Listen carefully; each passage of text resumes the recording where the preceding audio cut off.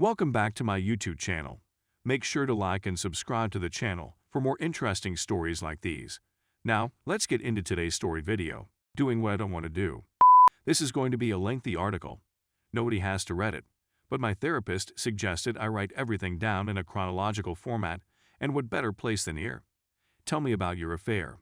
I'm devastated. I'm in awe. My darling, fantastic wife, mother of my kid and another on the way, would never do anything like this to me. I feel detached from reality, you say.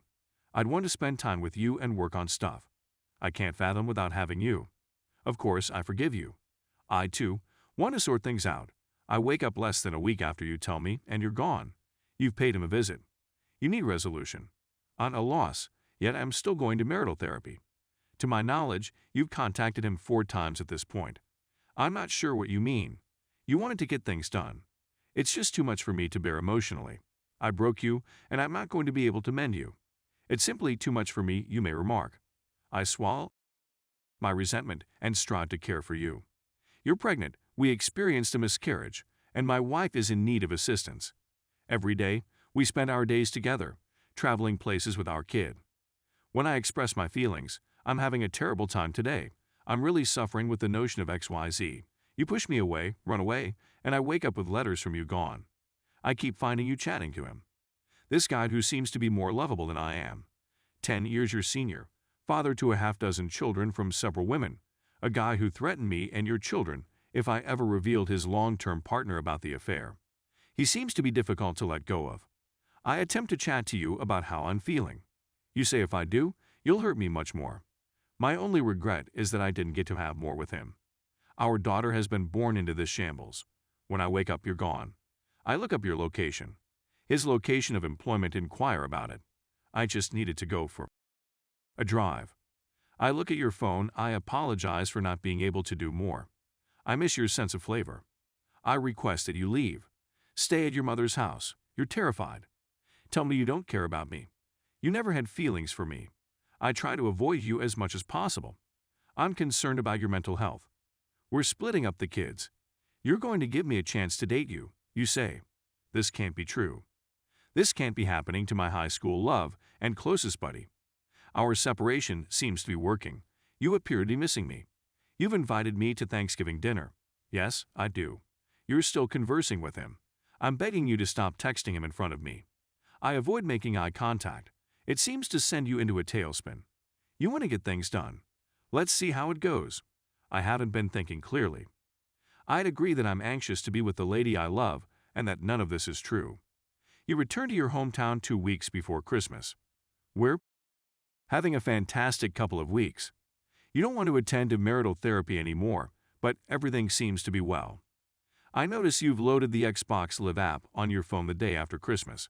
You've been texting him on there since we changed your phone number. While you're in the shower, I question you about it. You've lost it again. I'm going upstairs to weep where you can't hear me. When I decide to take a shower, I hear my girls laughing uncontrollably. When I go downstairs, you're gone. I finally got a hold of you after 8 hours away. You're not coming home for long. You're going to stop taking your antidepressants cold turkey. You no longer wish to live. I called the cops. You wind up on the list of those who have gone missing. I spent 2 days seeking for you from daylight to night. You surrendered to the hospital. You were at the mental health center for 10 days. I've been on the phone with you for 10 days. We're looking after our girls, bringing our daughters to sit in the parking lot outside the facility so that we may talk on the phone while you can view them from a distance. Hopefully, my wife will receive the assistance she needs in there. Everything will be okay. You leave the institution and return home. You formed a slew of toxic connections at the facility, and you're messaging and contacting folks you met there throughout the day. But I let it go. You've been gone for 2 weeks, and when I get home from work, it's long after you've gone to bed, and I discover your phone with the Xbox app open, a discussion between you and him again. You're missing him. You have garments that smell like him, but have gradually lost their aroma, which makes you unhappy. I'm completely numb. I request that you depart once again. The second separation. I'd want to work on it, but if you ever speak to him again, this is done, I say. Allow the separation to begin. You're at his job less than a week in your separation. It's the library. You're in the library with your new mental health facility buddy T. I called to inquire about the situation. You're freaked out by me. I'm not talking to him. How could you have made such a huge deal out of this? I just let it be. Because I found you weeping, you came over on your birthday. I stated it was difficult, and I didn't know if I could handle it any longer. I needed it to stop. You show up with divorce papers, informing me that you usually hurry things, attempting to get me to make a choice right immediately. I uncontrollably and ask, why are you doing this? I still don't think any of this is taking place. You make fun of me and threaten me, saying if you don't stop weeping, I'm going to punch you in the face. I can't imagine what people would do to me if I said anything like that to you. But, as you put it, you're simply going through a hard patch. I've been doing my best to take care of myself. We're splitting apart the females. You receive half a week more than I do. It's difficult. I adore my girls and hate being away from them. We've been away for a month, almost 2 by the end of March, and you've not been talking to him because you want to focus on our marriage. I propose that we relocate to a new city on the other side of the metro area to get away from all the unpleasant memories and start again. You agree, so we look for a lovely small property to rent jointly. You're also pregnant. There's no chance it's not yours. Why would you ever think otherwise? It's moving day. As we're driving, your brother casually says to me, she didn't stop talking to him. On her Xbox Live, I blocked him. He repeatedly asks her to leave him alone, but she continues to send him messages. I'm not feeling anything. Is he telling the truth? We've only been in our new start, home for a week. Our daughter is ill, and we're up all night caring for her. I inquire as to the time. Please show me your phone. At 3 a.m., I received a notice from Xbox Live. I don't care since this isn't real.